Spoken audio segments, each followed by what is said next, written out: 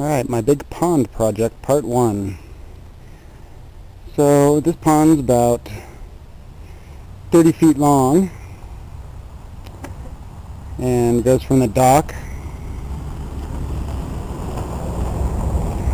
up to this cascade here, and this will be covered, of course. This is my waterfall box, and there'll be a filter at this end, and then it'll cascade down.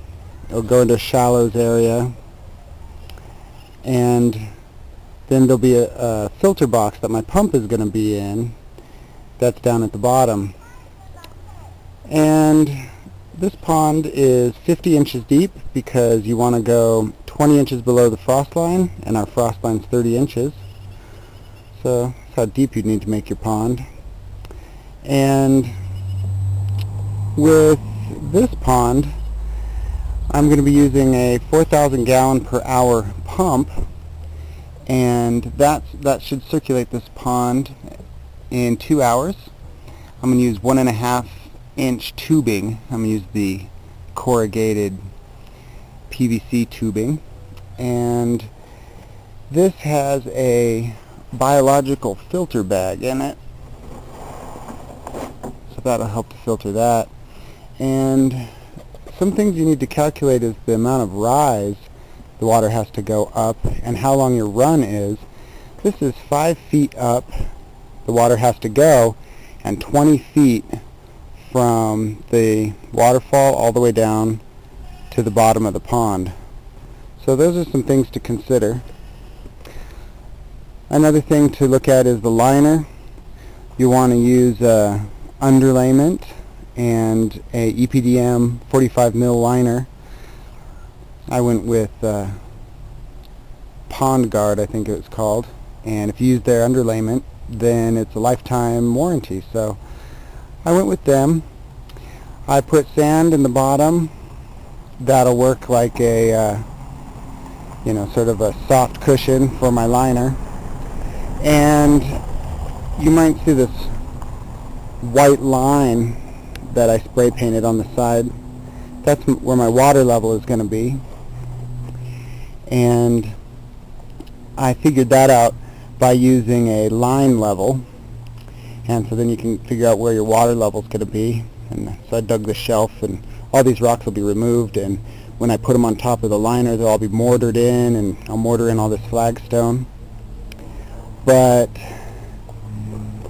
this dock is sitting on top of 4x6 pressure treated beams that are sitting on top of some big railroad ties that are then sitting on top of concrete, and then this is pinned in with 3-foot rebar. I drilled holes through the railroad ties and then rebarred this all into the ground. But the liner is going to go over top of the railroad ties, so there won't be any chemicals getting into the pond. And that's a big reason why I went with the liner that I did. You want to make sure you have a fish safe liner. But this dock will be really nice to sit on. I'm going to put a little ladder coming off of it, and so people can soak their feet in the pond.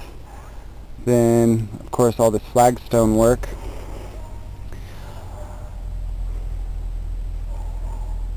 The idea of this pond is going to be to have a shallow area with plants, and that'll help to filter the water and even keep kind of a warmer area for smaller little animals and minnows and things, and give them a place to hide. But the approach was a big thing. I want people to be able to walk on the flagstone, come kind of wade in the water, and even maybe walk on the bottom shelf of the cascade. We're going to have underwater lights, and most of this stuff I got for free on Craigslist. All the sand, all the flagstone. The waterfall box I still have to set into the ground. That was $100. The liner and underlayment was $500 for a 15 by 30 piece of liner. And the pump was $120. The tubing was about 50, and that's pretty much everything you need to at least get a running pond. And then I'm going to have a filter box that I'm going to put my pump in, so I'll have a filter at each side of this. You can always add inline filters later too, but I'm trying to break up the design with some big rocks so you don't have sort of this ring of pearls look. That's another thing that's kind of important in the design to me. You also want to have some good slanted walls when you dig. You don't want straight up and down walls so they don't collapse. And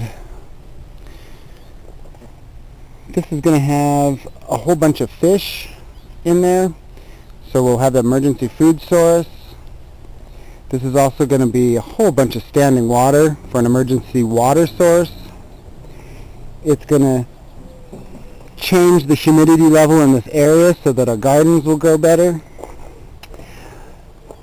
So it's really worth having, despite just the fact you have an awesome pond. You can hop in it if you want.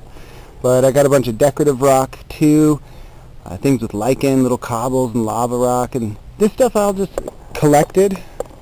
And then I even got a bunch of pea gravel from Craigslist for free.